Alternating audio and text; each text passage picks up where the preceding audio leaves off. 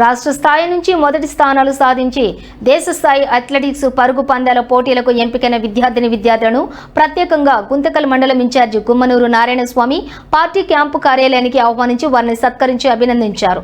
ఈ సందర్భంగా మాట్లాడుతూ ఆంధ్రప్రదేశ్ ప్రభుత్వం నిర్వహిస్తున్న పరుగు పందాల పోటీలలో అనంతపురం జిల్లా నుంచి 12 మంది విద్యార్థులు ఎంపిక అయితే అందులో కేవలం గుంతకల్ నియోజకవర్గం నుండి 8 మంది విద్యార్థులు రాష్ట్ర స్థాయికి ఎంపికయ్యారని తెలిపారు.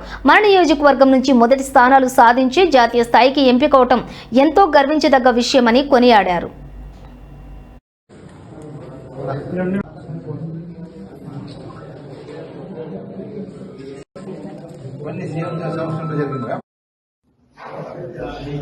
రాష్ట్ర ప్రభుత్వం రాష్ట్ర ముఖ్యమంత్రి నారా చంద్రబాబు నాయుడు గారు ముఖ్యమంత్రి అయిన తర్వాత ప్రతి స్కూల్లో ఆటల పోటీల కార్యక్రమాన్ని జరపబడింది.